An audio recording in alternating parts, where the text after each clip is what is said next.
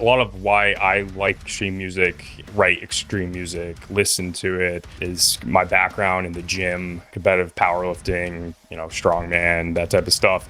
And the whole thing was the adrenaline release. And so, when I play on stage, I call it like flow states, when you're just kind of like in your realm. Being on stage is definitely that for me. Somebody that, has dealt with bad anxiety and panic attack issues, being on stage, like you would think it would like cause you to have all this symptoms of, anxiety and stuff, but it's the opposite. It's like you just get to escape for a minute. And if you can create music that helps somebody do that while they're sitting on the bus driving into work, it's a pretty cool, rewarding thing.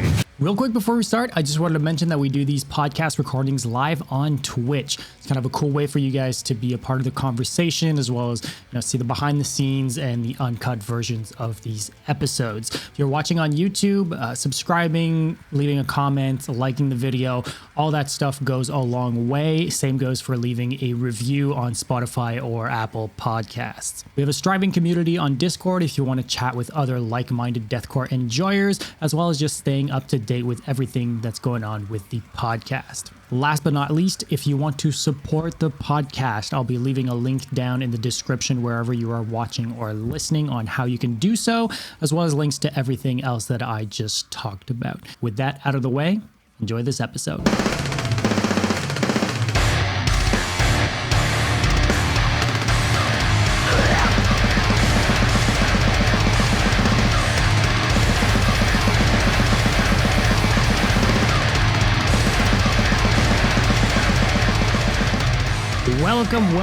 Welcome to the Brutality Podcast. My name is Dom, and I'm joined, as always, by my co-host, Yan. And today we have a pretty cool guest. I'm very excited for today's guest. We have Ryan from Larcenia Roe.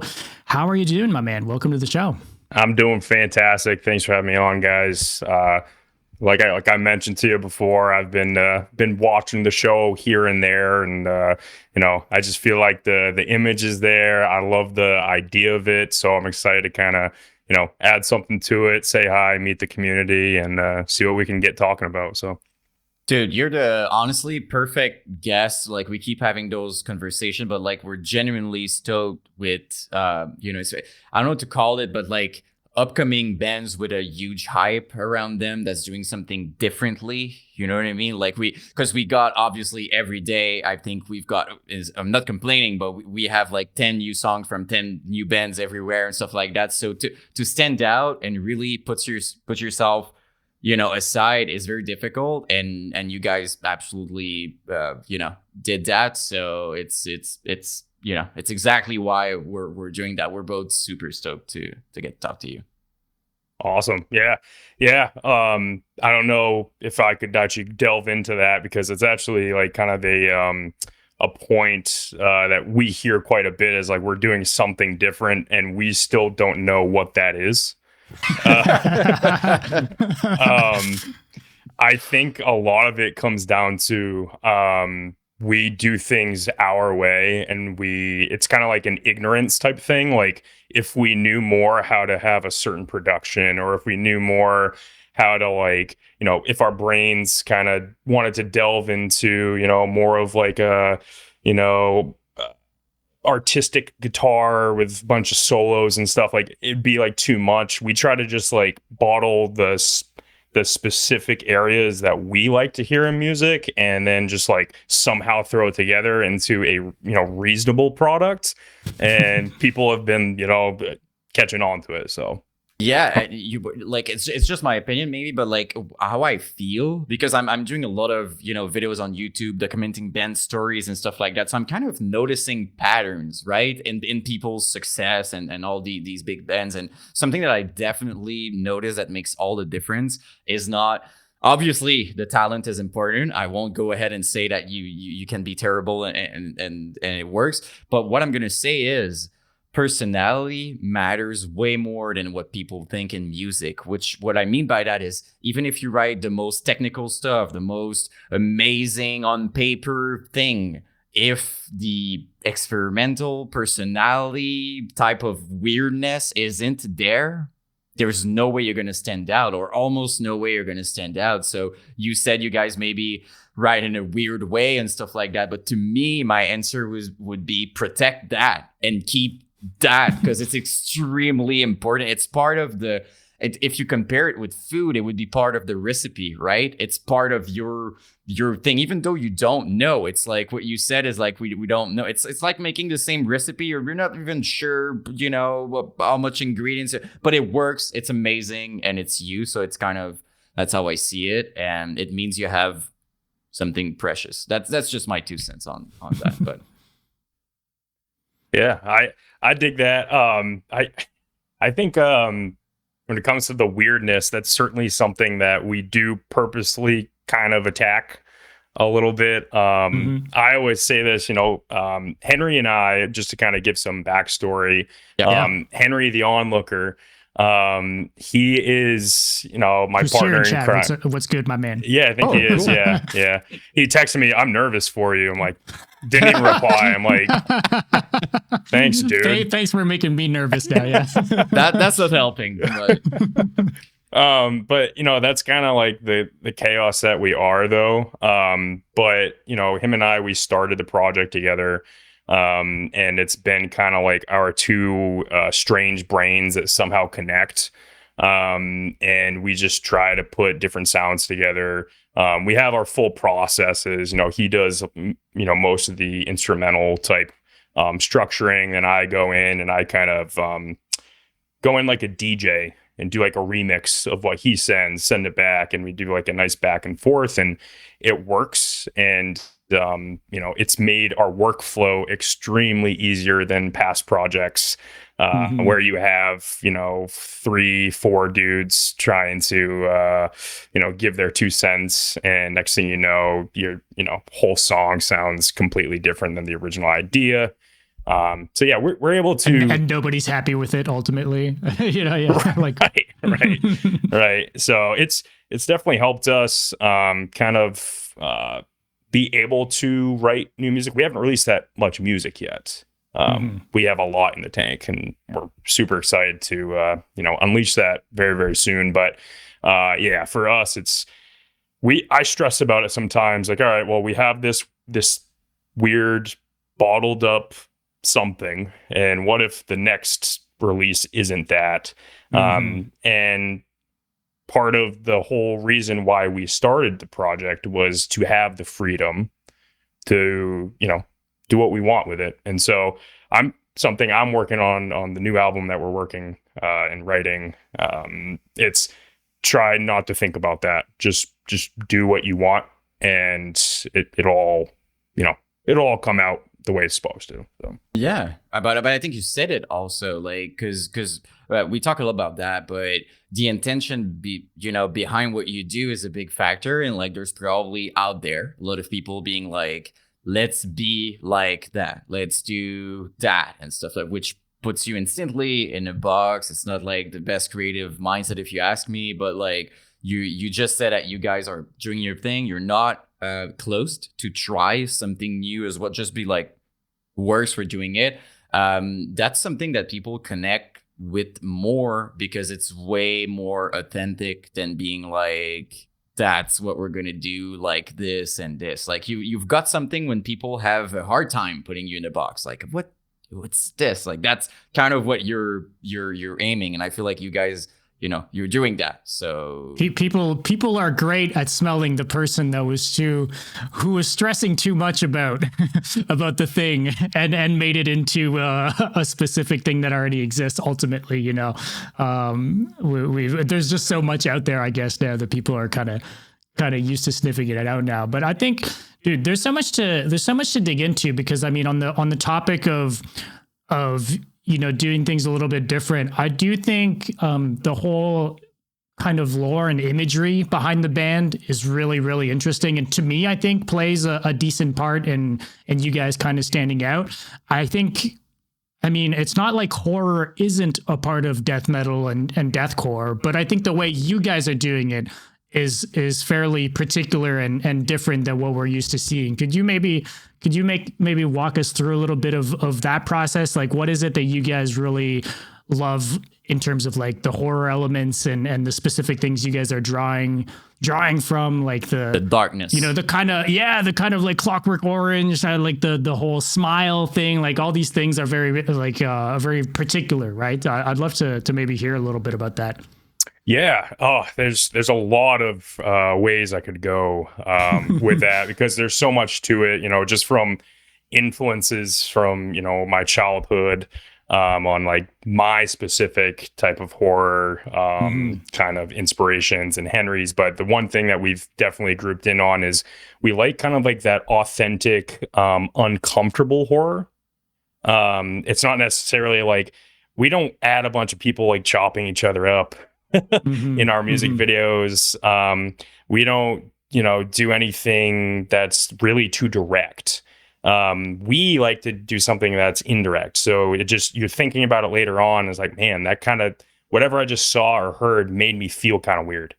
And to me, that's, my favorite horror movies are the movies that, you leave thinking about it.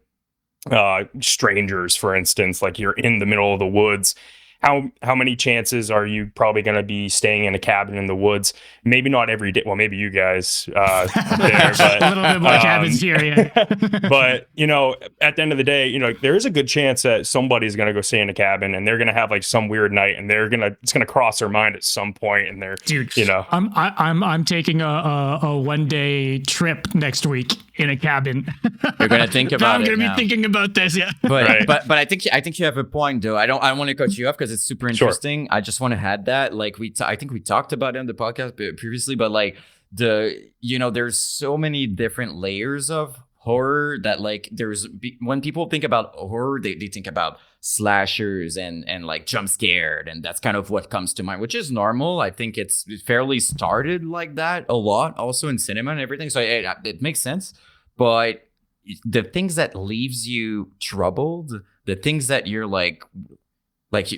so sometimes it's just like, as you said, uncomfortable horror. It wasn't horror, like, no, it was just like you feel like you're part of it, kind of thing. It's it's all in your head. I feel like, to me, it's not as easy to do. Since it's not like graphic and everything, you need to really play it well. So I think it's interesting that I'm gonna keep, especially in music, because it's not film, right? Like that's not necessarily what you guys are doing, but you're still conveying it through music. And a lot of like when it comes to vocals, in deathcore, the vocals now are the main instrument for most cases.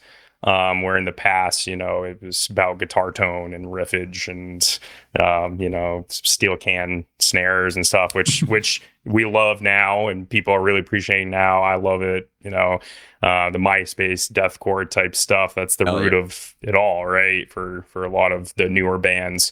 But yeah, when it comes to vocal styles, I always think in like when I'm doing a high vocal versus a low vocal, that I'm different characters in a sense, visually in my head. So when I'm mapping out vocals, I'm trying to tell a story between that. There's too many bands where you just listen to it, every song, like if you played back to back to back, they could all go together.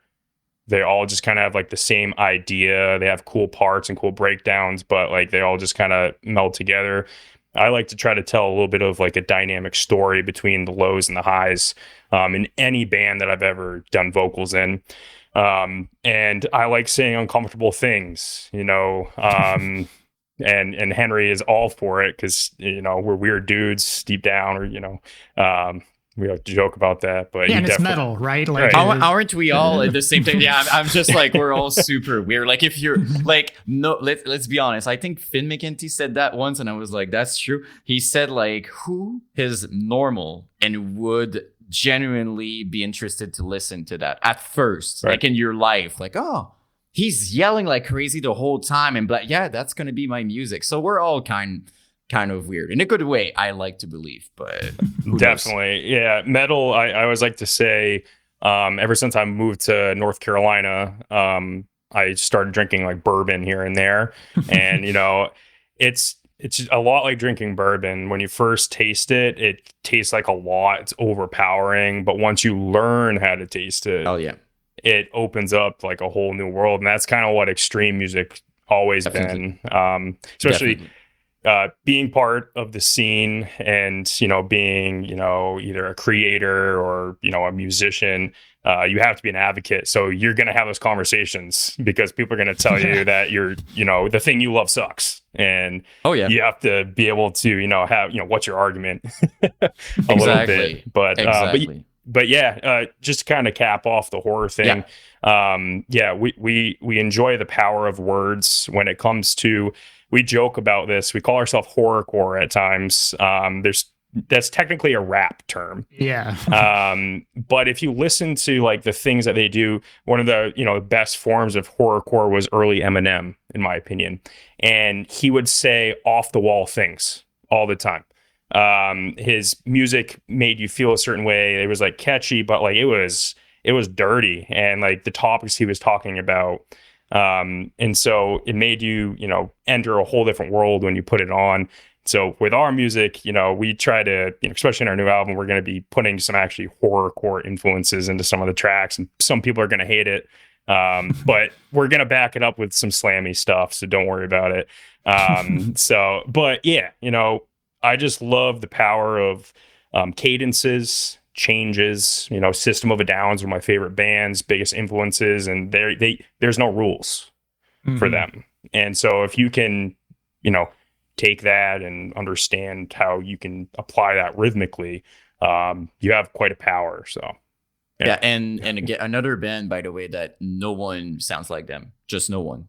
Right. Like you cannot. Like you can try. Good luck, by the way, if you try sounding like System. You have like a lot of work vocally and musically, but it's like people can copy a lot of things, but they cannot be you. So the more you put in your music, no one is going to be able to pull it off, right? And I love that you guys, the horror part, and I'm glad Dom, was bringing it up, because my first thought when I heard, even without knowing like the R influence and everything, it felt dark to me, like, which is something I really love. Like I keep talking about Infinite Death, like the first Art of His Murder, album and everything was like dark and you could feel it. But like your level of darkness is quite, like it's you can really feel it, and it's something that I feel everybody wants to do, but it's hard to pull off. So I'm sure it's part of the reasons why, it's definitely part of the reason why people are lashing on, and you guys are getting a lot of hype, the darkness that we're looking for. I mean, just to maybe riff on that a little bit, I don't remember, I was reading something earlier, and you were talking about, regardless of what the feeling, the ultimate feeling is, that, as long as you're evoking emotion when someone is listening to your music, whether it be like anger, happiness, confusion, like fear, whatever, like I guess like what, because it's horror, but there's a lot of horror stuff, but then I guess there could be happiness throughout that too, right? It's not necessarily always just unsettling. Like you can have other emotions within that too, right? Yeah, and one thing, if anyone goes and sees the new Terrifier movie, I will guarantee you're gonna laugh more than you're gonna be scared. Mm-hmm. And there's like a 2-part to that. Is we get that a lot. People legitimately smile when they listen to our music, and we've used that as branding. Yeah. And to me, that is the backbone of our goal, right? Like any business has a mission statement, right? And so if you want to jump in there. I wasn't a pro. I was just approving in a weird way. But yeah, so like the whole smile, obviously we wrote a song, and Henry, he has his mouth expanders that he wears on stage the entire set. It's not coming out. Fucking brutal though. Every time I see the pictures, I'm like, there's no way, man. Like a mask is one thing. That seems like I didn't know it was torture. The whole time. Yeah. I thought it was maybe like for a moment or something. We've tried. I don't think it would be that multiple. easy to put in halfway through the set. No, probably not. Yeah, true. He's tried multiple. He's had different rigs now, like metal ones, and those are just too heavy. Like those will Right. literally like, mess your mouth up if you wear it. So we just have these disposable ones that we actually, when you buy something for our merch table, we give you one.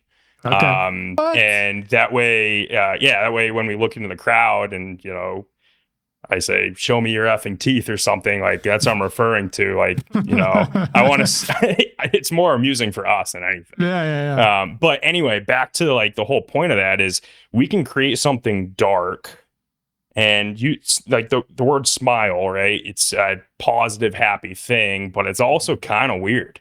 Yeah. And so when you have like some dark music that makes people smile, you're taking a negative and creating a positive out of it. And to me, that is super rewarding and cool. I know we're a deathcore band, so we're supposed to be hard and we're supposed to be, brutal and evil, but like we aren't. Like that's just not who we are. But our imagery, we're gonna push the boundaries, and with our music. But just the whole branding of it, it's like we want to make you smile, and we're gonna do off the wall things to do it. But we're also going to make something that makes you want to beat somebody in the face when you're at our show. So, it's all just kind of part of our branding.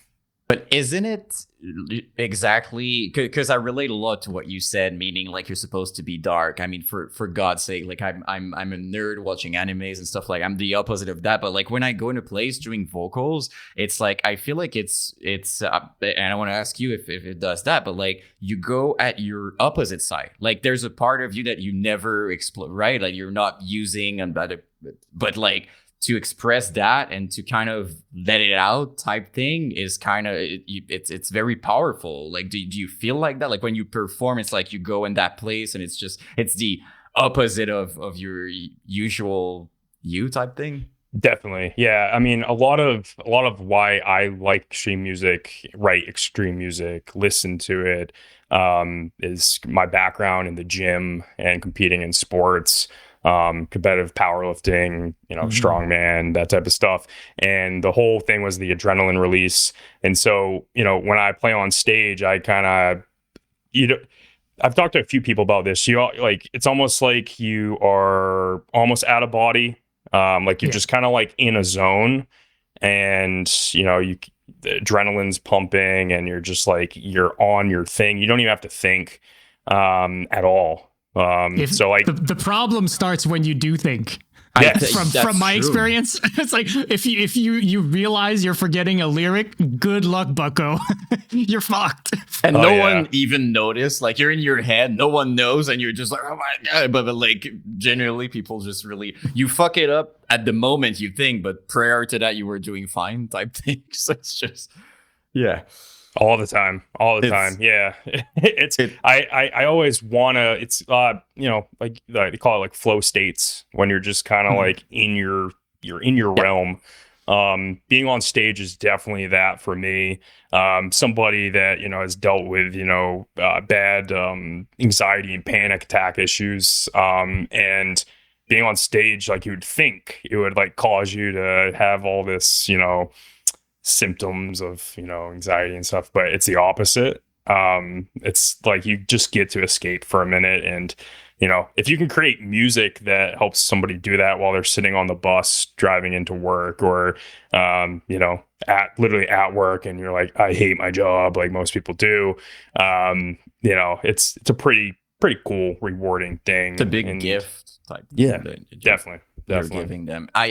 I have, and if, because I know I'm asking like tons of questions, don't like it dumb. If you want to ask something, just cut me off. Because like I will never be offended. You are good, my man. Because we're talking about horror, and like before leaving that topic, I kind of have, well, it's not completely based on horror. I'm just going to ask it, but like I have two questions. What I would like to know is first, do you have kind of a ritual to put you in the zone prior to recording, being like a horror guy? Like, is there like a movie you're watching? Is there something you're reading before? And my second question, with Halloween coming up, as a horror fan, I'm just very curious to know if you have kind of a ritual and that like things you're watching, and if you're into like the whole decorating type of things. I know it's two big questions, but I was scared I would forget. So I'm just like, I'm going to ask everything at once. Yeah. So for recording, I do everything in my office. I'm not in my office right now. We just bought a house, so we're still like renovating things. Hey, congrats, though. Yeah, thank you. Thank you. Appreciate that. Yeah. So like I'm still trying to get the internet to, function properly up there. Makes sense. You know how it is. Yeah. So yeah, for me, I always like to lights off. Okay. I like to, be by myself. I don't like to be with people because it's a focus thing. I will get distracted way too quick, but also I'm entering that type of like flow state while I'm tracking. When I'm, and this is good and bad because you'll spend like 3 hours tracking vocals and you're just like, oh my God, it's like 2 lines you just can't do. And then you listen to it, a day later and you're like, all right, that was a waste of my time. Now I got to go do it again.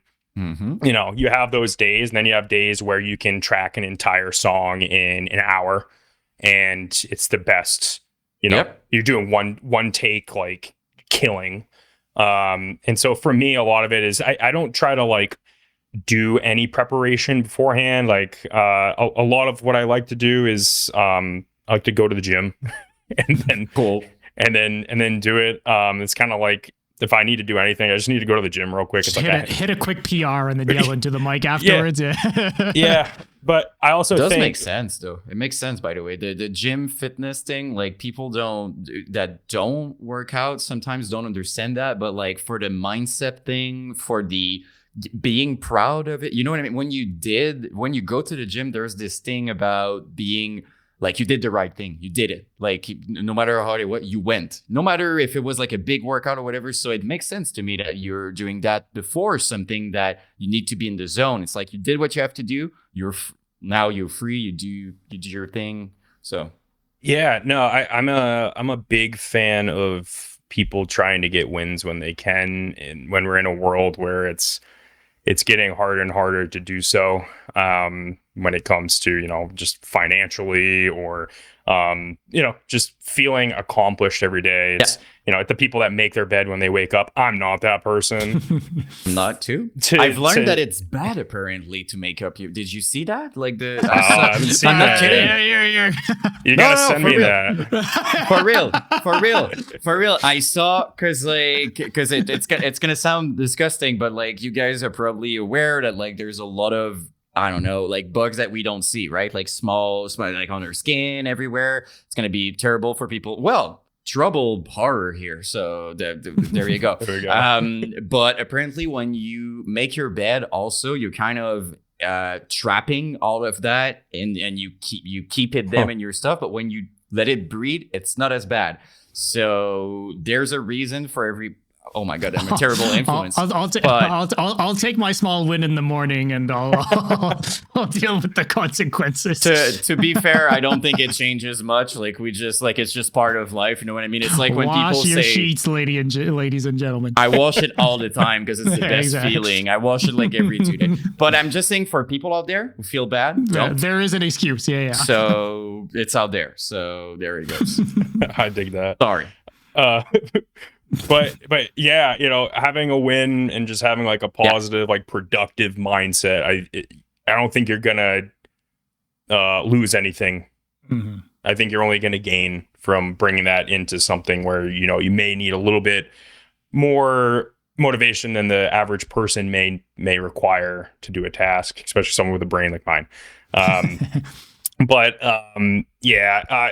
would say, when it comes to Halloween, it is my favorite holiday. I always decorate for it. It's my holiday essentially in my household. Oh yeah. I don't really care about Christmas too much. I do like to cook on Christmas and Thanksgiving, but Halloween, like I love handing candy out. It's like one of my favorite things. I'm 28, but it makes me feel like a successful adult when you have a house and, you have like a line of kids and you have the coolest candy. And then they're like, oh, can I have one more? What's this guy overcompensating for over here? Yeah. So, But yeah. I get what you mean though, because like, and it is, by the way, you're talking about victories, dude.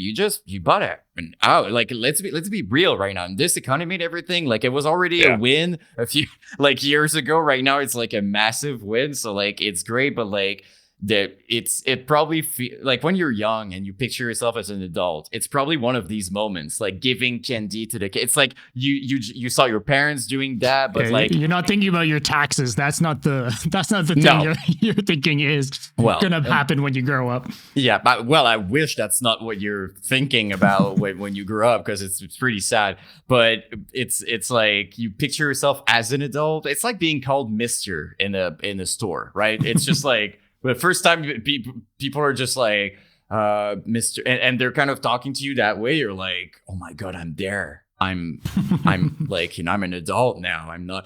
So it's part of these moments. But and seeing the kids too, right? Like, they're super excited. It brings you back probably too, right? Oh yeah. COVID was sad though. Actually, I loved COVID. This is gonna sound weird, but I loved COVID, man. Like, I loved being home. I loved being able to work on music. I was still able to make money during that time period. Did well. I took advantage of it. Some people not so much. And but Halloween to me was one of the biggest hit things that COVID ruined. Just kids can't go out, and they're doing like the trunk or treat thing. I don't know if they do that up where you guys are now, but it's ruined my experience as somebody that likes to pass out candy, because now they're not coming to the neighborhoods like they used to. Oh, they don't do that even it's now? still like that. It's still like that because I don't know. I think parents are rightfully weird about their kids now. More scared, right? Right. Because I don't know for you guys, when we grew up, I could like go to my friend's house. I'm sleeping at my friend's house, no problem. Like, I'm taking my bike, I'm going in the city, no problem. Like, it was like, just like, live your freaking life type thing. But now I feel, and as you said, rightfully so, right? Like, I feel like I would be a parent and I would probably be terrified, but it's kind of this thing of like, kids also needs to be kids, you know what I mean? Like, it's so pure, that period of your life when you're just like, you don't want to tell them like it's awful out there. You know what I mean? Like, you want them to keep the thing that everything, people are nice and stuff. So I get it. But I didn't know that, by the way. I thought that now everything was back to normal. I moved into a new city during COVID, and I just assumed that Halloween was dead here. I just thought it was my neighborhood, but I guess it kind of makes sense now. Yeah. I mean, they still do. Like, I mean, you'll get some, but like the numbers are down, man. Like, it's sad. But going back to that though, it's like we're supposed to be scared these days. Like, that's literally the whole point of our existence, is to be scared to do something, right? And it's that real world horror. And when it comes to our music, I actually, a lot of the times I'm writing about like real life horror. I'm not using like, I'm going to sacrifice, whatever, just something, water, usual air, stuff. Just the typical, words. I like to write about like real stuff and let people make their own assumption about what I'm talking about. I don't like to be too direct when I write lyrics. I write about mental health a lot. Awesome. Someone that's dealt with it. Henry, same. So it means something to us. So a lot of people don't know it. We have songs like Nose Torque that is about the gym. That's literally a love letter. That's a love letter to strength sports, and no one knows that. The 3 white lights are how you're judged on the platform. Okay. So 3 white lights that can take your life. Like, it's kind of cheesy in a sense, being like, I've been in the gym for a while, but people can connect to it, but no one knows it because they can't understand what I'm saying. But like you said, you'll get it in different. They'll get it in different ways. Like they'll make what they want out of it. Yeah. But it's also kind of, I guess, like a if you know type thing, right? Like I'm sure people, like you say, maybe it's a little cheesy, but I'm sure people that get the reference are like, oh, this is sick, right? Like there's like something there. Definitely, I love that stuff. And like Nose Torque, it's a famous bottled ammonia. Okay. And like it's kind of surpassed its time, but like back, like 10 years ago, if you were powerlifting, like that's what ammonia was nose torque. Like, oh, I gotta take nose torque.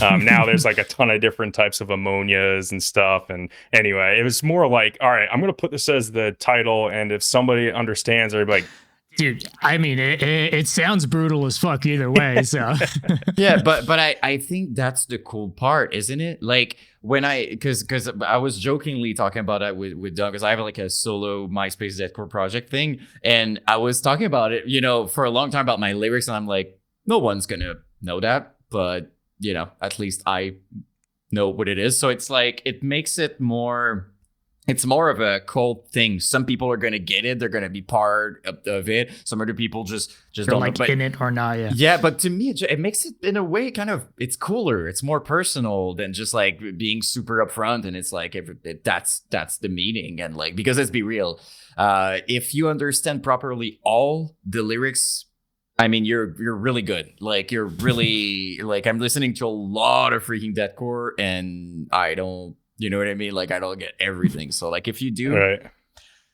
But it's rare. So, yeah, I'm not a lyrics person either. I can barely remember the lyrics that I write. I love hardcore. I listen to, a good deal of hardcore. Ever since moving to Raleigh, we have a really good hardcore scene around here. Do you have a few examples? Sorry, I don't want to stop you up, but I'm just interested to know which bands you like in hardcore. I'm a huge Incendiary fan. That's one of my favorite hardcore bands. I listen to them like every other day, I'd say. That brand of hardcore, I feel, pairs particularly well with powerlifting.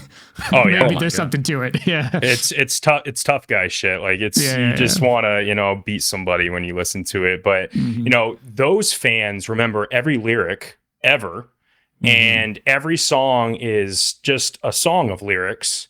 It's like a full book, and you go to the shows, and everyone is grabbing the mic, and they know every single word. I'm just like, dude, awesome. I barely remember the lyrics to They're helping Onlooker. They're helping you on, so you're like, yeah. We've had that. We haven't played that many shows. We are still a relatively new band. Yeah. And the second show we played, I saw somebody that was probably knew the lyrics better than I did in the front row. And I'm like, dude, what? Yeah, but he had the stupid thing in his mouth. He couldn't do it for you. Yeah. There it goes. Yeah, it's always crazy to me when people can grasp onto that, and seeing people like listening back to videos and hearing people doing the vocals with me is really weird to me.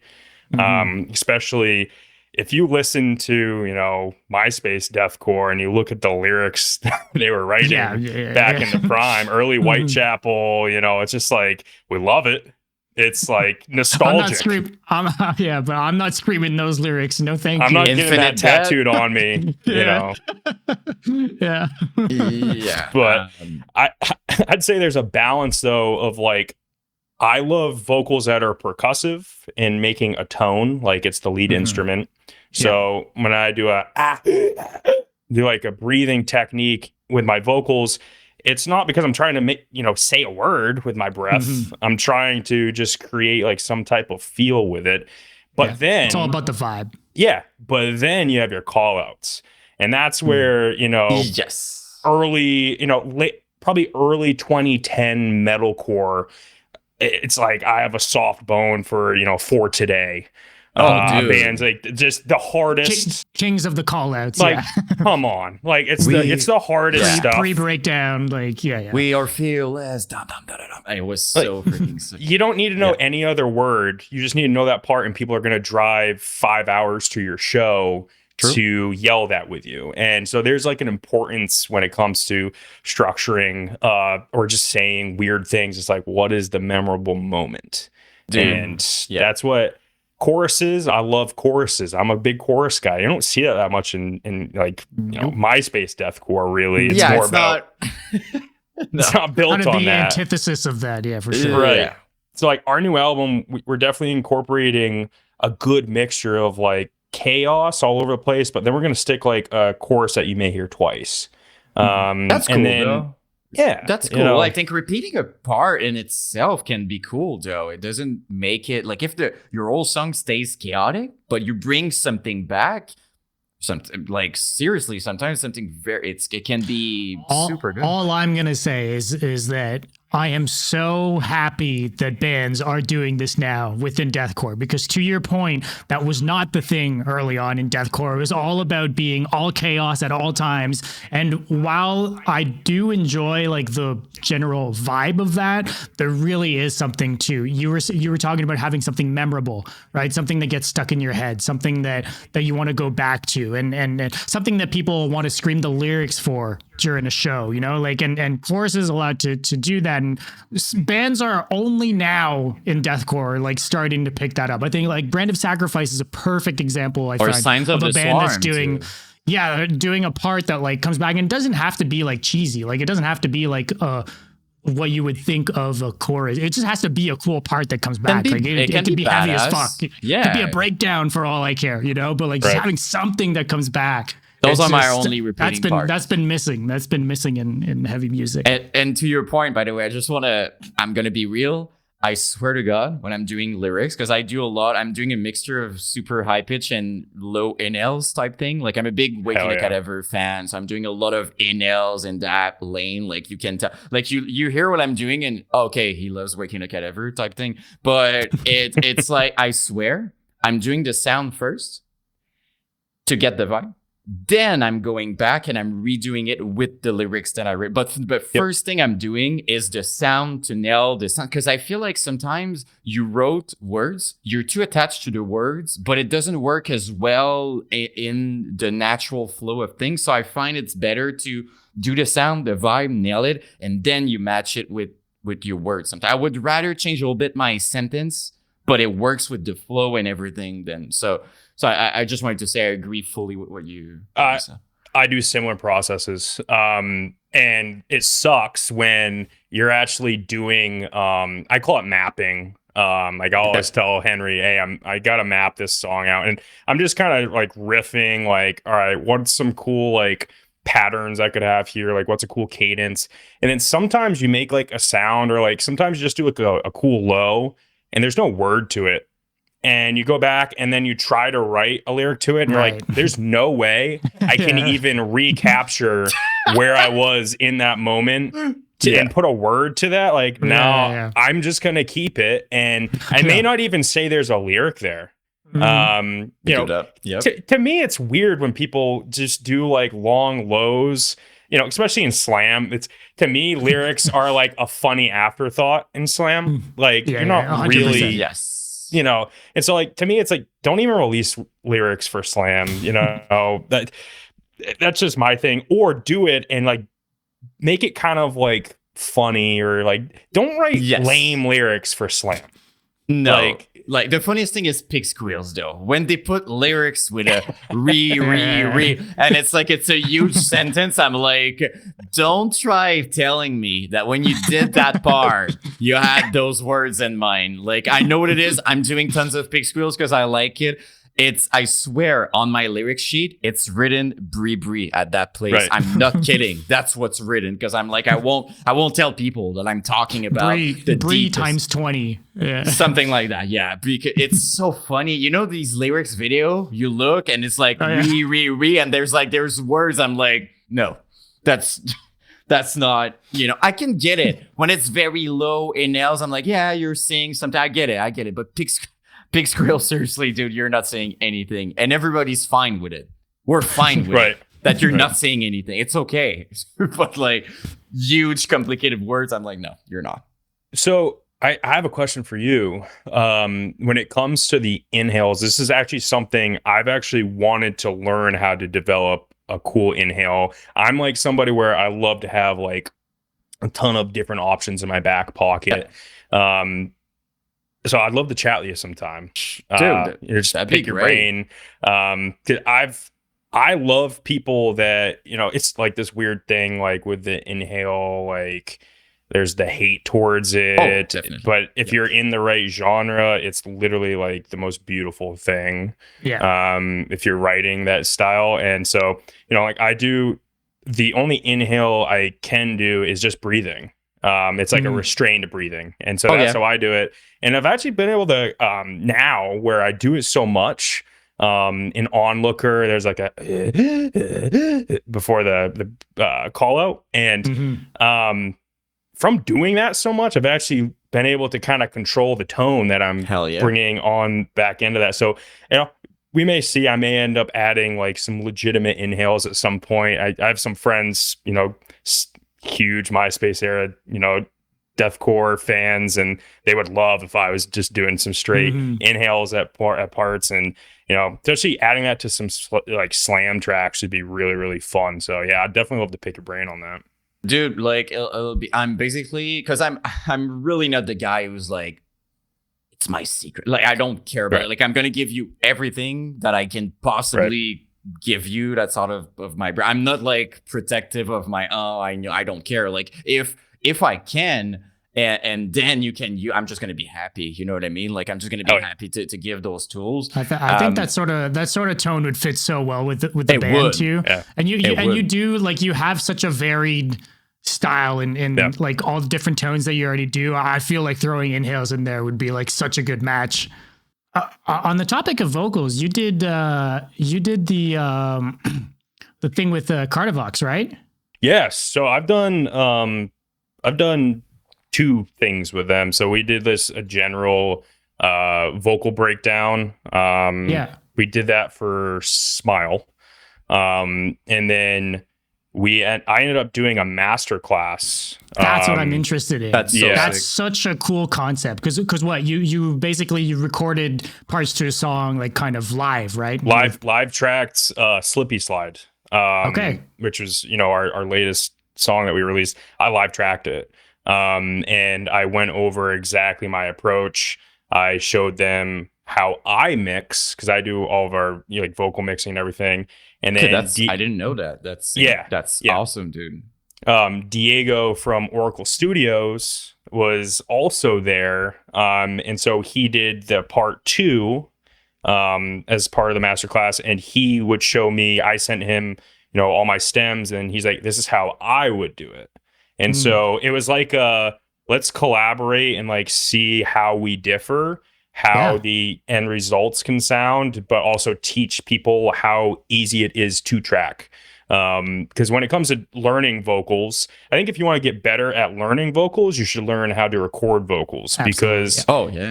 Because if you want to do extreme genres, it's like you got to know what a certain guttural sounds like under decent compression. You got to know, layering. I'm actually not a giant fan of layering because I'm not good at mixing layers. So there's a lot of times where it's just single layers. But I have tricks on how to like make it sound, pretty decent in the mix. But I love, single track vocals. But when it comes to like layering, it's like that's something that to have that professional touch, if I'm gonna do it myself, something like working with Diego was really, really cool. Because I have an idea with it, and I do layer at times, but I want to get better. I think our fans want our music to be the best it possibly can. Maybe it'll get worse because it'll sound too good.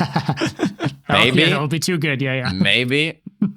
It's true. But I think call outs, right? I think where people, because let's be honest, like a call out I think it's worth maybe exploring layering to kind of, make it as incredible as you can. But it's interesting what you're saying, because like I never thought about that. The fact that layering is like probably more tricky in terms of production, because it's very easy to make it sound worse, because like you don't want to make it sound like there's too much going on. So it's probably like a whole process, just that in itself.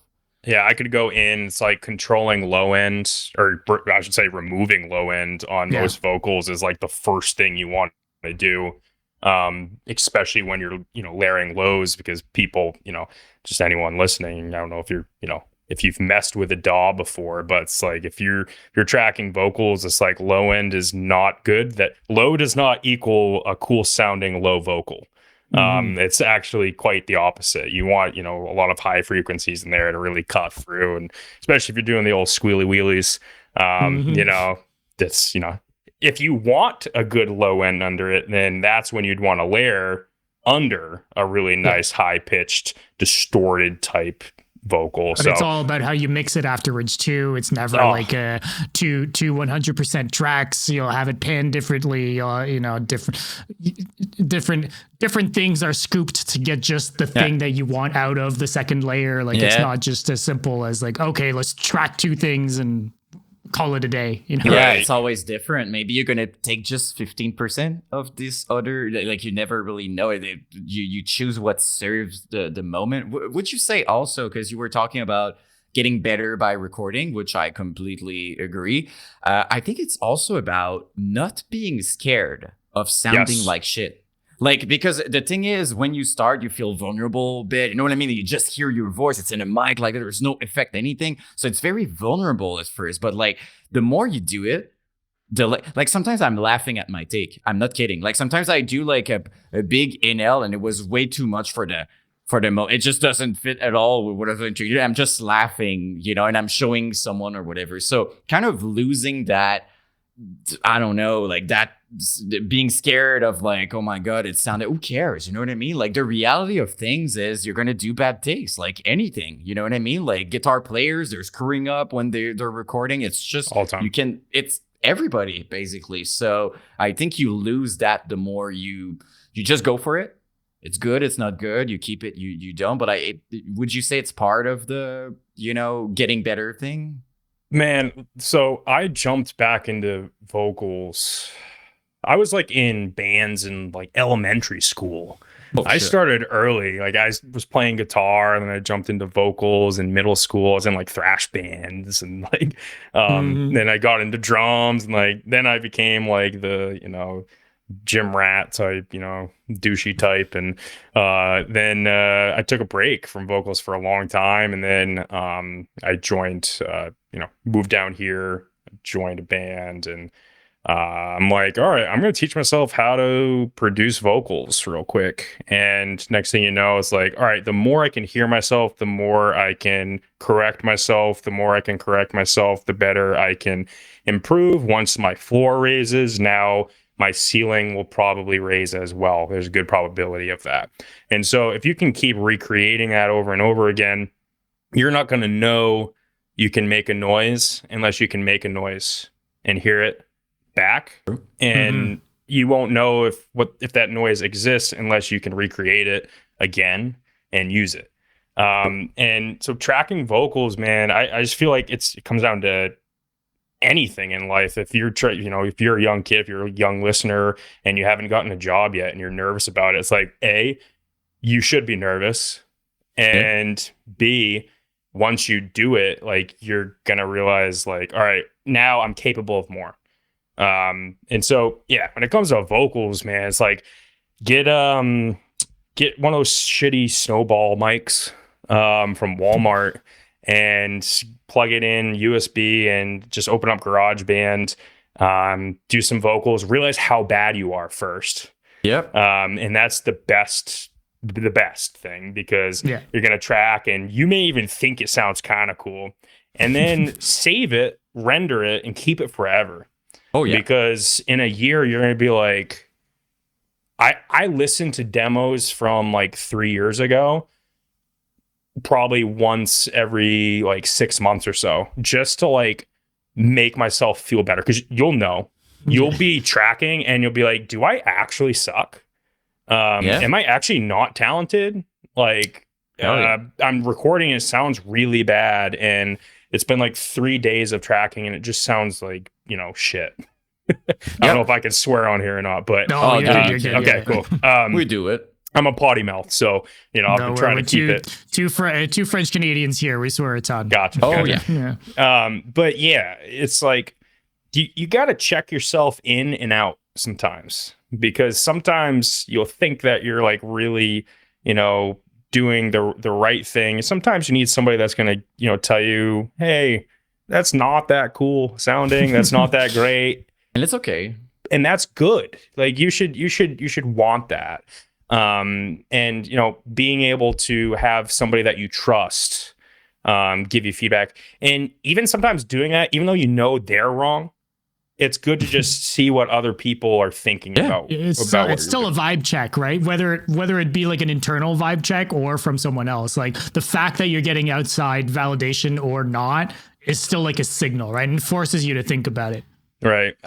If you can enter a way of like circular thinking, that's something I've been really focusing on the past like probably 5 years of my life.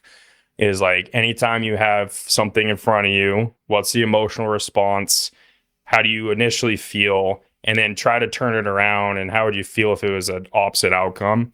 And it gives you a whole different perspective on anything you do. And I think when it comes to music, it's helped me tremendously, especially somebody that's had, anxiety issues, that type of stuff. Just being like, hey, I need to be bad at something for a little bit and it will pay off. Like everything, you know what I mean? Everything. Like I swear to God, I have a YouTube channel that I'm documenting the MySpace era, right? Like I'm doing videos about whatever, like Veil of Maya, Suicide Silence, everything basically. I'm covering the whole thing. And in my mind sometimes, my videos are similar to what I used to do. And sometimes I come across like one of my old videos and I'm like, do I delete this? Like what is that? Right. So it's like you're supposed to see an evolution. You're supposed to be bad at first. And I keep making jokes that I'm not actually a guitar player because I record everything in my project. But like I'm realizing the more I do it, I'm getting better. Even if I don't pay attention, like I'm just doing it. At some point, you're gonna get it. Not everyone has the same, growth and everything, but just do it. Who cares if you're bad at who freaking cares? And that's the beauty of music, because it's kind of not a diary, but it's like you can see your progress through what you do. You were talking about demos and stuff you did before, and it's a good thing to have those things and look back and be like, oh, I'm there. Because sometimes you forget. Just think you were always like that. But that only works if you record, right? Like, and then True. Like this, Right. I think that is like a good point there, right? That, True. If you didn't have any recordings of how you sounded like back then you just have no reference, and it's easy for you to get lost and say you didn't progress. Oh, I've always sounded like this, and for better or for worse. Same. And I have a question for you when you record vocals. Kind of a weird question, but does it happen? Because it happens to me, but like I want to know if I'm the only one. Do you sometimes record vocals and you hear it by itself and you're not sure because it's weird, but it works so well in your song? It's perfect. Like it works. And like your people in your bands they're just like, dude, that's awesome. But when you listen to it by yourself, you're like, is it too weird? Like, what's that? But it works perfectly. Does that happen to you sometimes? Did it ever? All the time. And I feel like that is actually extremely important part of why Larcenia Roe became Larcenia Roe, is because we were in other projects where like I want to step out of bounds, man. I want to do some weird stuff. And I'd send it back to, the other band, and they're just like, oh no, you should do this. I'm just like, all right, I'll hold back. If you're ever like at a point where you have to hold back, it's just like you're always going to feel unfulfilled. For sure. And, Henry and I, we started Larcenia just as kind of like a little side thing. And we wrote Unhinged, which was our first single. And it's my favorite song to play. Fitting name for, yeah. But like, we didn't have any like major goals. Like we like messed around with like some like wannabe symphonic stuff. I'm just like, this isn't me. Like, I don't care about that. Cause that's what you're supposed to do. If you're like, I'll say this for the people who love me, vocal Olympics. That's what you're supposed to do. You're supposed to play symphonic deathcore, but we don't. We're nowhere near symphonic deathcore for those people that compare us to Lorna Shore. Like, yep. It's not. We aren't anything like that. Just because I do a high doesn't. I could name 1,000 other vocalists that do highs that are way cooler and dirtier than mine. But at the end of the day, we didn't have like a major goal. We're just like, hey, like this just sounds cool. Like we just tracked Unhinged real quick, released it, and we're like, we didn't release who we were at the time. I was going to ask about that. It was kind of anonymous at first, right? We were in 2 bands, right? At that time, 2 other bands. Mm-hmm. And so we were kind of wrapping things up with those 2 bands, and we're just like, Wait, was it so that they wouldn't know? It was more like we're just like, let's just like do something and see how it does. Yeah. And so I remember we played a show in Richmond, Virginia, with one of our other bands, and it was the day we released it. And then we saw the streaming numbers surpass what both bands did over a course of 2 years within like 48 hours. And we're like, oh, okay, that's cool. Mm-hmm. We literally just randomly created an Instagram. I have a sales background, so I understand marketing a little bit. But you know, we just kind of like put it out there. We kind of made it. We always left a question like, who is this band? Mm-hmm. What is it? Why are they weird? You know, what's the whole deal with all this? And yeah, it ended up just working. And then we ended up, you know, dissolving out those other bands. But yeah, we wanted to kind of do it under some, you know, being anonymous, not for the sleep token effect, but for the fact that we wanted to experiment. And there's a freedom, and this goes back to just, you know, try it, record yourself, that type of thing. There's a freedom of not having judgment. Mm-hmm.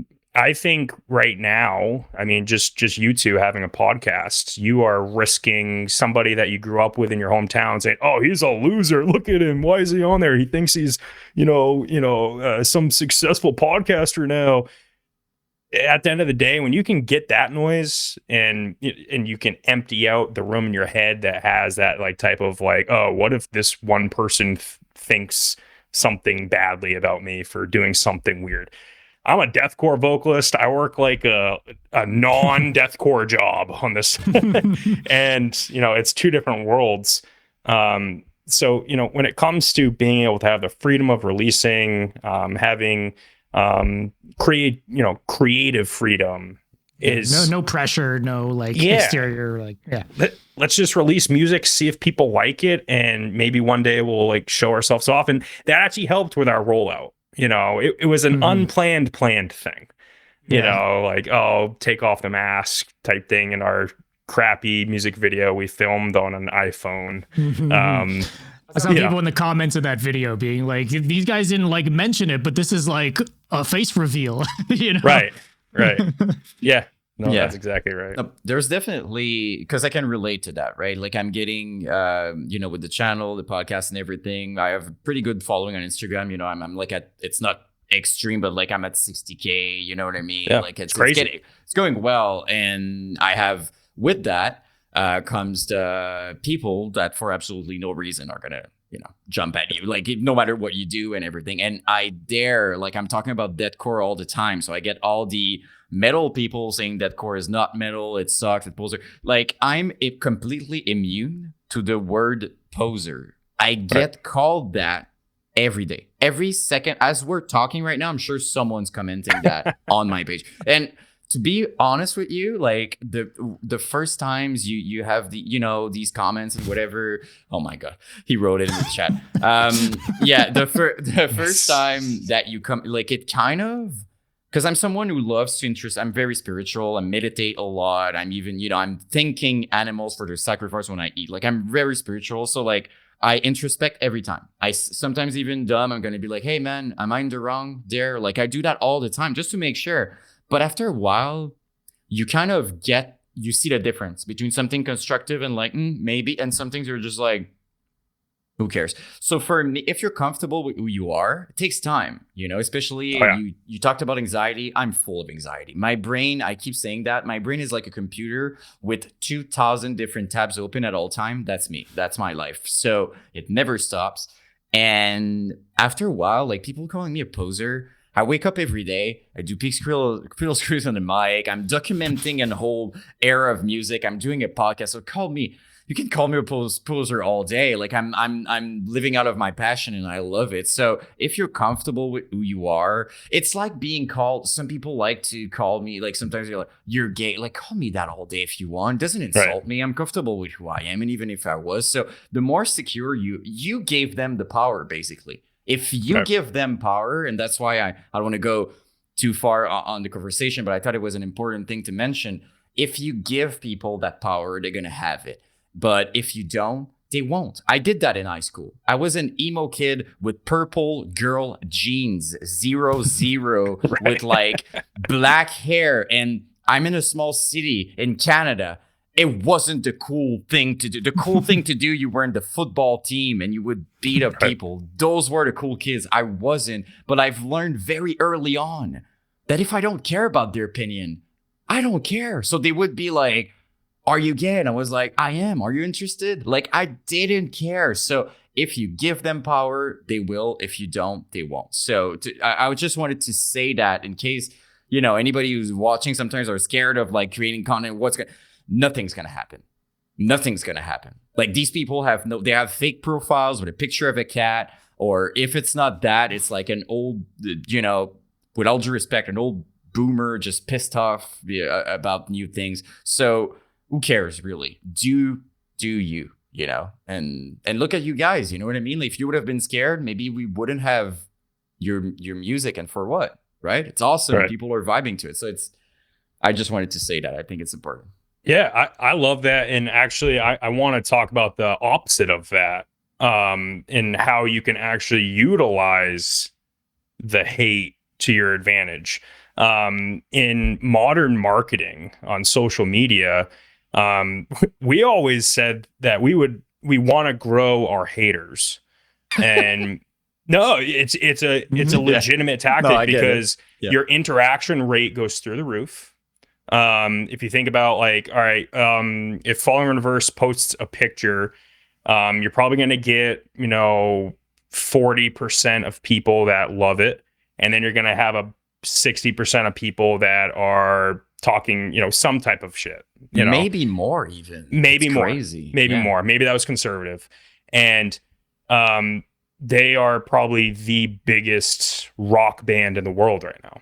Mm-hmm. Yeah, by far. That's a 60+% that wouldn't have commented otherwise, right? Like that's just gross on top, Because they're passionate, they're hating, but they're engaging. You are important to them. They hate you with all their heart. But that's why people say love is close to hate, because it's true. They're going to be in an argument. They're going to write 48 comments just trash talking about what you were wearing, maybe. But it's good for your post. So yeah, without a doubt. And, I think bands, if you have something to hate, you at least are like doing something that is catching attention, and you're probably unless you're doing something that's hateful, or like negatively affecting people. Like some things Ronnie Radke's probably done, could be questionable, but we don't even need to go into that.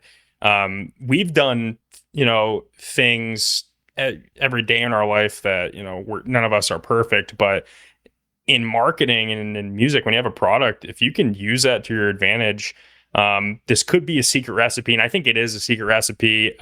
Why did Falling Reverse and Sangosuga have beef and then the tours both dropped the next day? There's a reason to it. I don't know.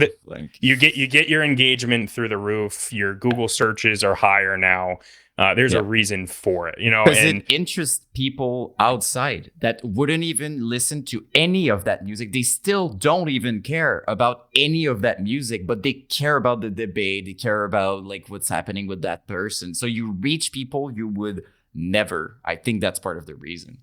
We're tribalistic, and we're addicted to stress, and we're addicted to adrenaline. And so when we can, find something, that's why TikTok is the thing, is because people can sit there and there's like zoning out, and their brain is just getting like a massive adrenaline dump.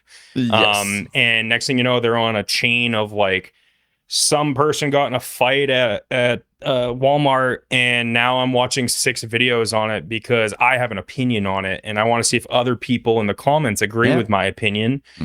And it's the powerful but overwhelming part of being a band today is learning how to work that. I have to fight every single one of my algorithms to not go in those directions. Right. No, I won't look at it. No, or else it's just gonna keep feeding me more. Definitely. Of it. And it's interesting, but I'm like, no, I don't want more. Oh yeah, you should see the how fast I am now. Like I see something, I don't want that, and I'm with the skipping podcast it. page. I'm like, keep it strictly music. Like skip this shit. No, not music. Skip. I'm like, Yeah, and the comment, like, I think you bring up a good point too. Like, let's be honest. Let's say you're on Instagram watching reels, right? The first thing I do if I enjoy something or I don't is like you go into comments. That's the first thing you like. Just you, and sometimes I swear the comments are are funnier or more entertaining than the video itself. That's the whole like I find. Sometimes I wonder. I'm like, why do I feel like that? Like I watch a movie, for example. There's no comment. There's nothing at the end. So I'm just like, you know what I mean? I'm used to like watch something and then comment section, YouTube comment section. So now if you stream something and there's no, I feel like in the future, mark my words, in the future on Netflix, there's going to be comments and stuff like that because it's missing. I think that's missing. I'm very surprised that right now you don't have like an account and you talk with people about movies and stuff. Dude, but it's specifically like TV shows. Imagine that for like reality TV shows that drop an episode every single week, like having comments underneath. That's the whole point. That's the whole point. I'm very surprised that it's not there, you know? Anime, it was there. A $1 million idea right here. Yeah, it was there on Crunchyroll. They removed it, fortunately, but it was a big part of it. You would watch an anime before watching it. The whole community was always trash talking everything, but it might be why it's gone. But still, it was still interesting, you know, and you couldn't mark spoilers or not. So I think in the future, it's probably going to be like that on streaming platforms. But it's just I think, you know, that's why like watch parties are a thing. And, you know, like people live stream the UFC event or something like that. But I mean, I think most people, you know, people watching the stream, I guarantee it's harder for them to watch a movie today than it was 4 or 5 years ago. Oh yeah, just the stimulus. Like we have a problem going on that we don't really we're not aware of, and it's our attention spans. Like everyone has ADD now. Yeah. Right. And it's not. I think it's kind of learned just because we are, you know, chemically hitting our brains with too much information. It's a constant fidget, right? It's like it's just not. We all do it. I feel the buzz of a notification in my pocket and my phone's not in it. You know, that's that sort of thing. Like, how fucked up is that? Oh, that's insane, dude. I'm watching a movie and I think it's like that for everyone now. Mm-hmm. You have to work it. You have to be conscious of, I'm not taking my phone. You're fighting something. Like, cause I'm watching something and I tell myself, like, it's been a week that I'm like, you're going to watch Transformers and you're going to watch it. And I know that around the one when they fly to the moon, 3 minutes, dude, like, no, I'm not talking about Fast and Furious. No, but like, honestly, no, because the first, like, they did too many Transformers movies, but the first ones with Megan Fox and Shia LaBeouf, there were cool movies, honestly, like seriously.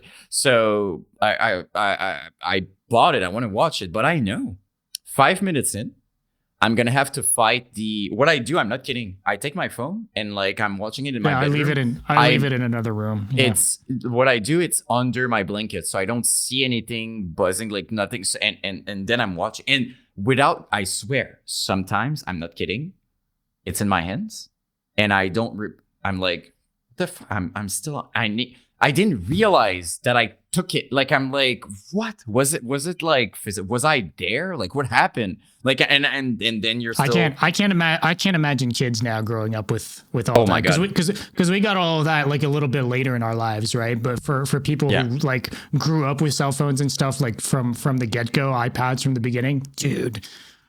I don't know, man. We're gonna have to deal with some shit in the future. We're gonna have for to sure. work on it, because even now, did you guys notice? You probably noticed. When they teach something, like let's say on TikTok or anywhere, that's something that's kind of a big information. They're playing a Minecraft video at the same time, or they're playing something else. Yeah. Some teachers are using that. Did you see that? Some teachers in school. No, I saw it. Not for real. It's a real thing. Like he's gonna put like, I don't know, like a video game. And he's explaining something at the same time. The Subway Surfers playing on loop besides the chalkboard. I'm like, oh my God, and I'm not blaming them. I mean, we would be in the same boat, right? Like if we would be kids, right? We would be in the same thing, because I see people and they're like kids nowadays. I'm like, you would be the same, like if you would have been in their generation. It's not like we were better. Like the second we had internet, we all jumped on it. The second we had phones, we jumped on it. We're part of the reasons why. Basically, we're part of why it's like that right now. So but it's insane, because I know even me sometimes I'm like, dude, come on, you're attached. Like I'm watching something. Yeah, we're grown ass men and we can't control ourselves. Yeah. Yeah, I mean it's intense. It's really, yeah. I think. Oh, go for it. I was just gonna say real quick. I think like tying that into music is, I think it's almost impossible to me to listen to like slower metal these days. Like I just need, and I think maybe that's why our music's the way it is. We love stops and impact. Stop impact.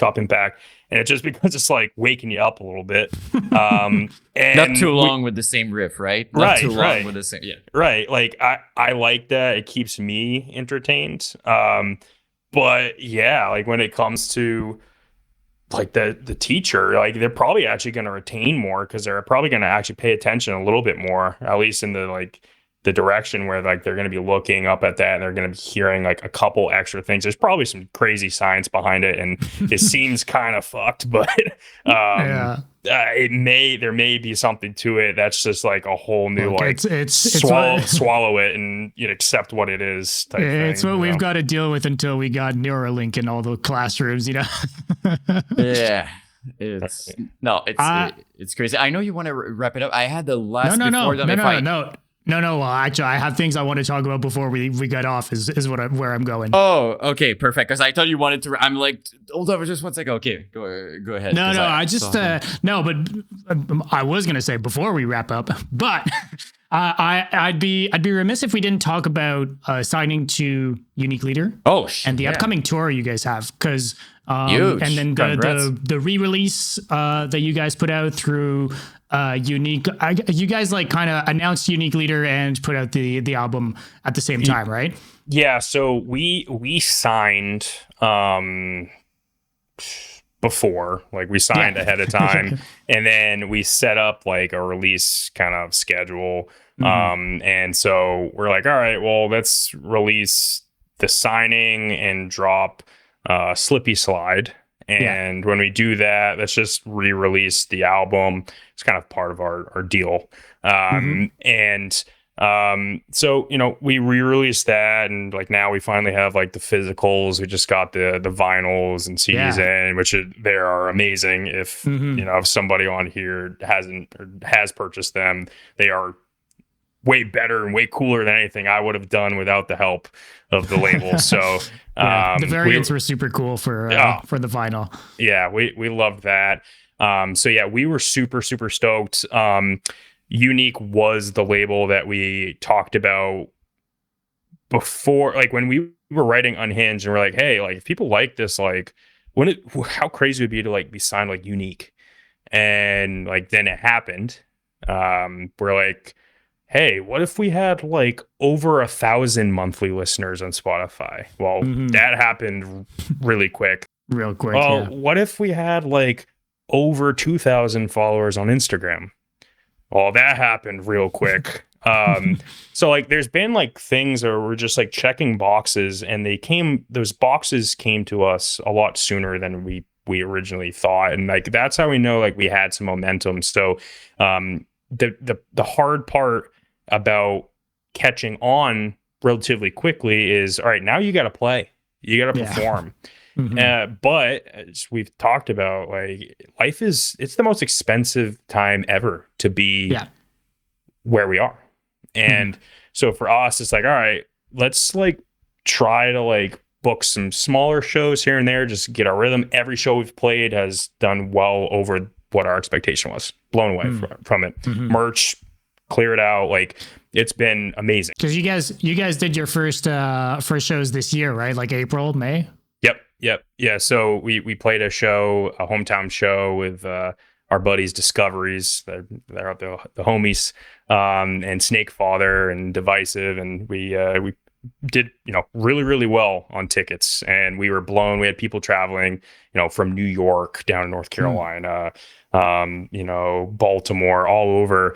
And we were just mind blown just to see a line outside of the doors before they opened. We were like, oh, this is different than playing in the small record shops for, 11 people hating your life.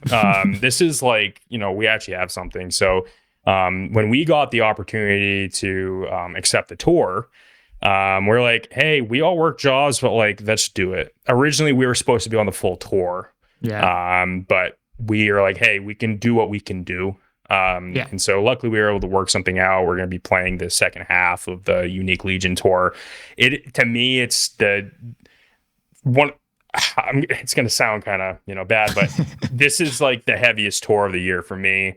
If you like look at the bands that are playing, Crown, obviously Dan was on our EP. Crown is like a band that when I saw them live for the first time, I said, that's it. Like that's sick. Like having like that tech deathcore type feel is something I really liked. So, Extermination, Dismemberment, crazy, like just dirtiest tone, the over compressed mix. It's just like the greatest thing ever. And then Extortionist, who's kind of that hybrid, and we kind of lean towards that a little bit too, because they kind of have like some metalcore vibes. Fit. Yeah, exactly. Kind of new metal almost, like we were talking about choruses and stuff earlier, like especially their more recent stuff is a lot more out there for that. Yeah, so we vibe, like we're kind of the middle grounds between the two heavier bands, and Extortionist. Not that Extortionist isn't heavy, like some of their stuff is just some of the dirtiest stuff you'll ever hear. But like we do vibe with a new metal. If you listen to like a lot of our tracks, we actually do have a lot of new metal influence. And so take that traditional deathcore guys. I just had somebody tell me we're not deathcore the other day, and I was like, let me listen in on this. But yeah, so we vibed with all that. We absolutely love kind of that type of vibe. And then the dates we aren't playing, Atoll is playing. And if you haven't listened to them, man, that's just like classic. Like the base of it is just death.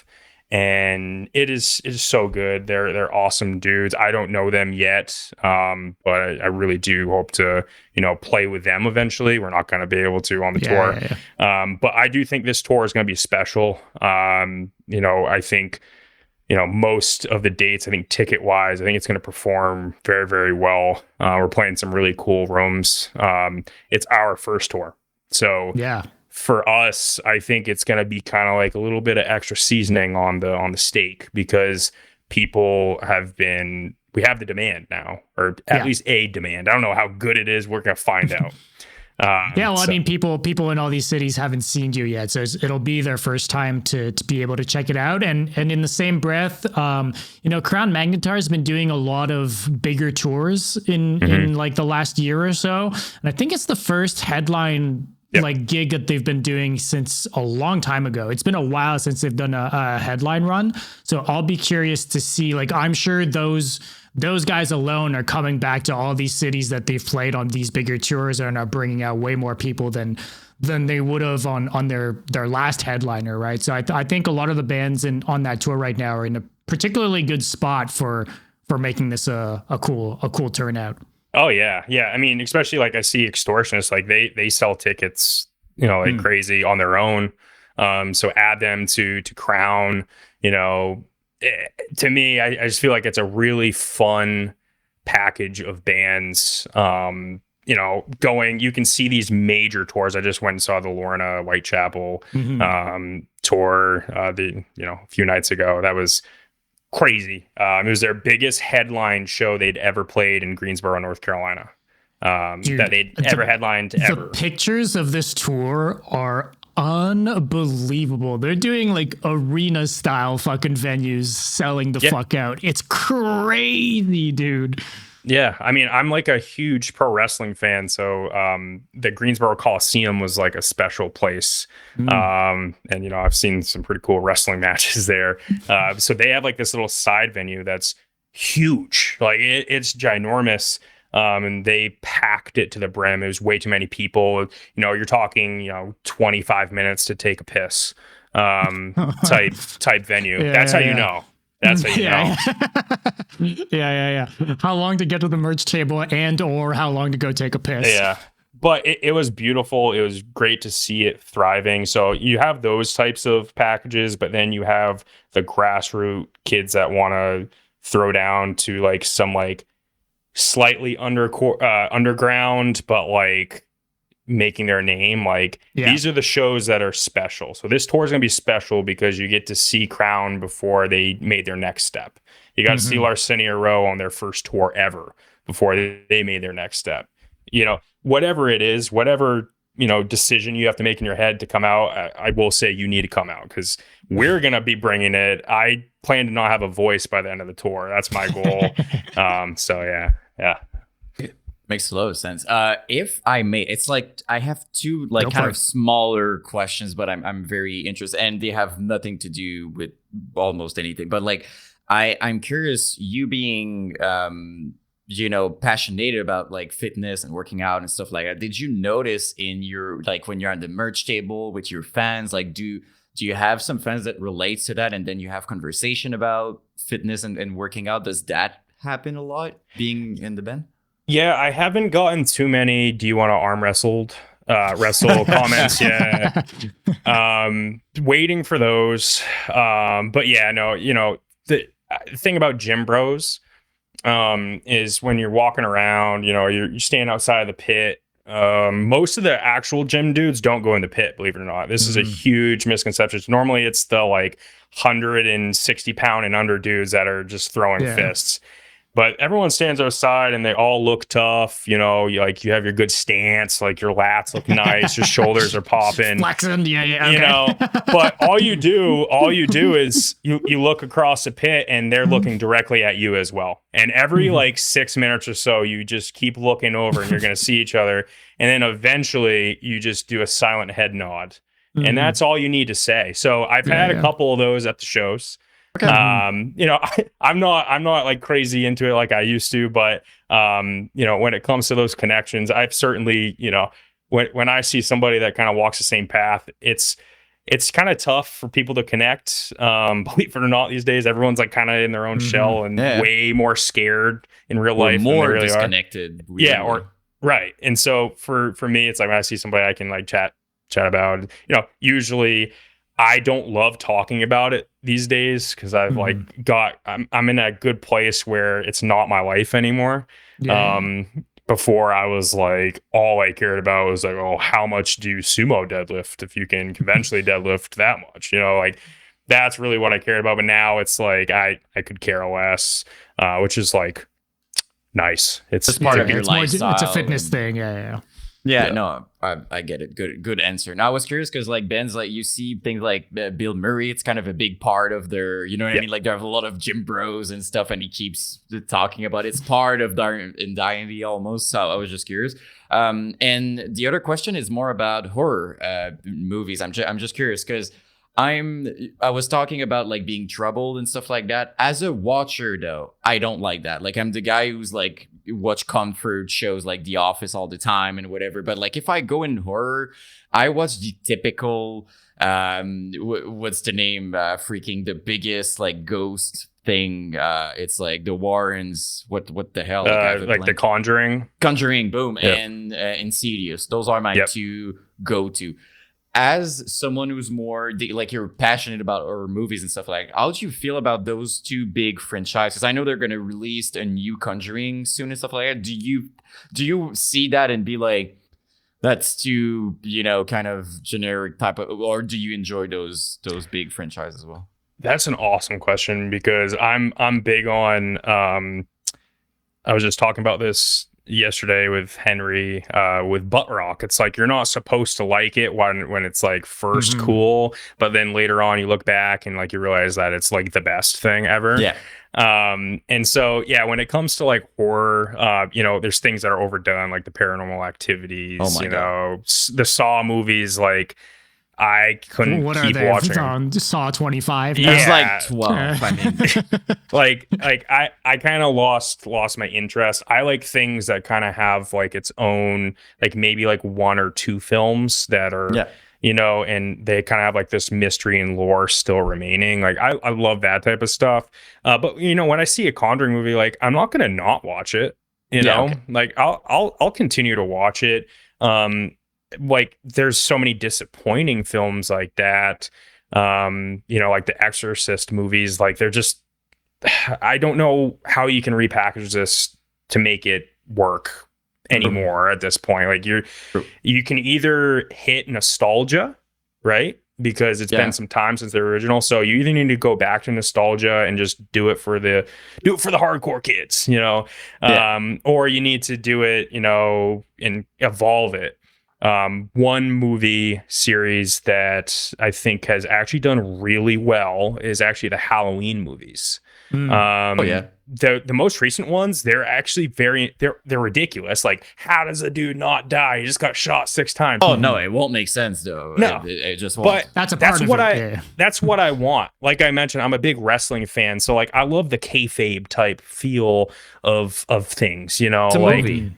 Yeah, you have to work with the movie sometimes. You know, it's like, campy. It's like you don't watch that for the realism. Like I mean, like if you watch Halloween and you're seriously you're expecting it to make sense on every level, you're not. You didn't understand what it was supposed to be. You know, like right. It's just no. I was asking because personally, I connect with things like if I care about the characters, I prefer it. So like with the Warrens, like like I love when in horror movies there's kind of a investigation where there's almost always that with paranormal, but like to have this, it's always the same thing. Like let's see, and at it's first a build up. It's always the same thing, right? Like the mom is noticing things, the dad is just like it's not real. Like there's in front of the dad, like in front of his eye, you see like a chair being thrown and exploding, and he's like, that must be, we opened the window. That's what it is. Like, are you like seriously?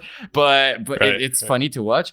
But in The Conjuring, for example, to have a couple like that working together, like staying as guests in the house and like noticing, and so I just like the kind of fight back the evil part. I think I latch onto that, and I want to know also. Last thing, I promise. I want to know how you felt, because not everyone latch on with horrors and horrors. I'm just curious.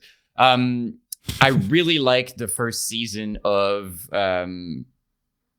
Hunting on the Hill House because of that. I cared about the characters. Amazing. There was a lot of things in it. The hidden ghost in every scene. I don't know if you guys know that. Like, there's a lot of ghosts. Like, I kind of want to know, because to me, that's the best series they did in that, like, paranormal ghost horror type thing. Second season didn't enjoy as much, but like, I want to know if you felt like that as well, like if you care about the characters and everything. My favorite show right now, I think it's like a Paramount Plus show, if I can remember correctly. It's called From. And I'm telling you, if it wasn't on a bigger platform like Netflix, it'll probably be purchased by Netflix at some point. It is amazing. It is. So like, just give you like a very, very like rough idea of it. Essentially, there's this town that when people drive through it, they realize they can't leave and they can never escape. So if you take, I think. if you take the wrong turn, like you're going to be stuck in this town and there's people there. But what's inside of the town is just like, I'm going to tell you, just so you know. So basically at night, there's like these beings that like, if you open a window, like you can live with them as long as all the windows and doors are shut. But if you let them in, you have to invite them in. They will absolutely like shred you apart. Like some of the most brutal deaths I've seen in a show. And they're it's the almost comically terrifying. Wow. They have the weird smiles and stuff, and they talk to them like through the window, like, oh, let me in, like that type of stuff.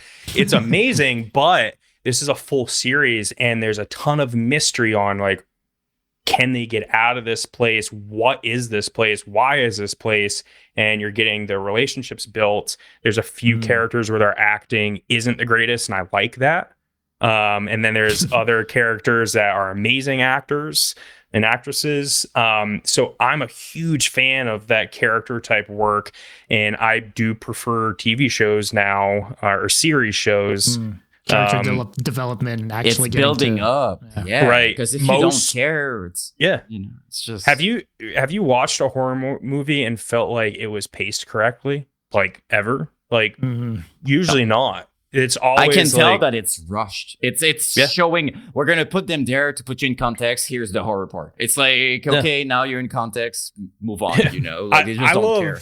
I love when they're in a house and like all of a sudden they see a person in the window, and then like it cuts to the next scene and they're like, oh, hanging out with their family. It's like, dude, if I saw that, like, right. No reaction. Yeah. Like, they're just like, no, it's okay. Like, I saw that, and like, and they're trying to convince the other person it was nothing. Yeah, but you saw it. You were there. I was nothing. You were there. No, it was probably just. I love that. Just denial, like eternal denial. What's the name, by the way? Can you repeat the name of the From. I'm very curious about this. The theme song for it is what Will Be by Doris Day, and it's just a classic song. It's Que Sera, What Will Be, and we actually used that. I did a remix of it, and that's what we walk out to when we play live. That's cool. So sick. I was about to ask, because when you mentioned the beings, I was like, it's good material for your lyrics. You know, like it's amazing. Yeah.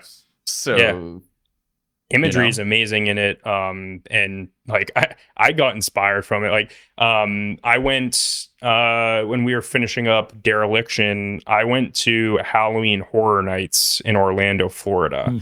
And doing the haunted houses stuff. Like we went really immersive into it. And man, I felt fired up to write some deathcore.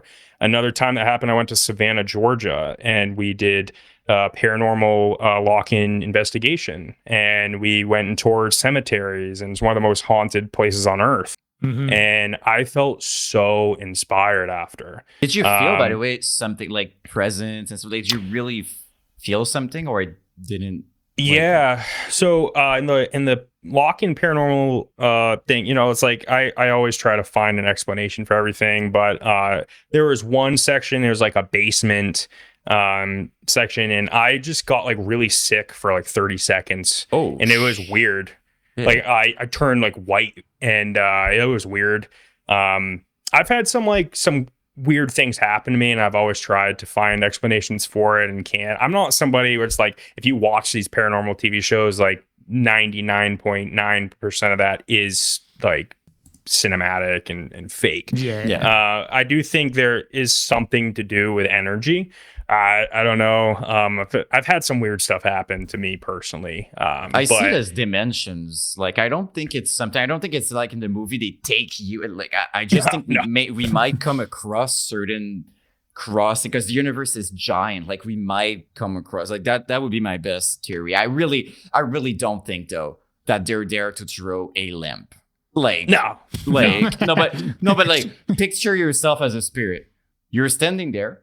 You're waiting the whole night that they close the like, to wait for the perfect moment to make it scary intentionally, and you're like, yeah, this lamp, that's what I'm gonna be showing, and you hope they're gonna see it. You might miss. Maybe they're just gonna think it was a cat. So that part, I'm like, But energy, as you said, sometimes feeling you're not alone, stuff like, I think it's probably like a super complex kind of. You know, we did take a picture of a mirror, and there was like a big tall like cabinet in the back when we went and looked back, and we're like, oh, that looks weird. And then like the next photo, the cabinet was not there was no cabinet. It was just like a mass. It looked like a cabinet, like there's a little bit of detail, but like you couldn't see it perfectly. So like that was kind of cool. I was like, whoa. But at the end of the day, there is like part of me that I'm there to have fun as well. Yeah. So it's like, I'm going to try my hardest to find something, right? And whether or not it was, there could have been like a weird glare or something, right? Yeah. Like most cases, that's going to be the case. But it is fun, and I recommend anyone do it if you can. Just a fun experience, especially if like you're with some friends or like with your girlfriend or wife. It's like it's a cool little connection because you guys. It is kind of sketchy when you're in a dark place that has history, and like you're already in the mindset like something could happen. And when you're like in a room by yourself and like you get to see the dynamic with the person that you're with, we chose to do it on our own, my wife and I. Most people do it in groups. We're like, no, we want to do it on our own in each section. And there was a few times where I'm like, try to breathe it out, and it's for what reason? There was no reason. It's more about just like I'm vibing with it, and like I want to feel it. Yeah, it's cool. It's fun. But it's cool. Cool. I love also that it sometimes inspire you for your music. I think it's awesome because like we kept talking tonight about the horror kind of aspect with like your music. So you like with all these conversation, we're just like what I'm realizing is like it's just part of you as it's not like let's put that in the bed. It's like it's part of you, and you get genuinely inspired, and that's why we're hearing it. That's why it's so dark and it's different, right? Like the weirdness is probably. It has to do with it, definitely.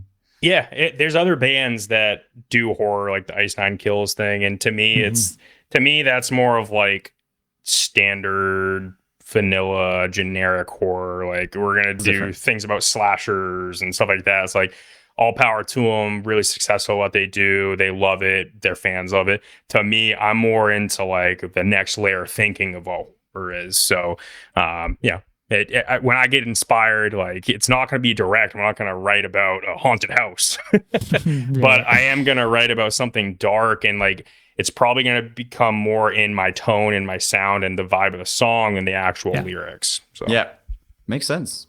I think it's cool, man. Well, dude, I loved this conversation. This was a lot of fucking fun. I'm really glad we got to connect, and man, thank you for taking the time and for doing this with us, man. It was a pleasure having you on. Before I forget, hit me up on Instagram. For the NL things and whatever we're gonna talk or just talk. I feel like we're gonna have plenty of.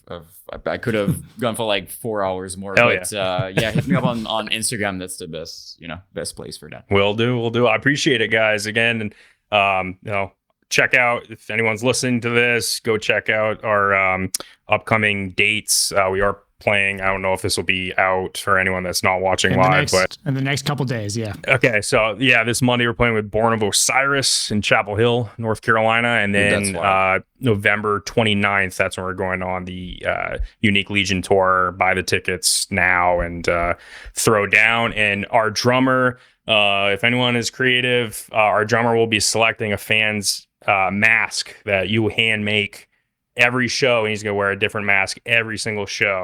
Sick. And so even if he doesn't choose yours, we're all gonna sign it, and you'll have an item from us. So just some fun.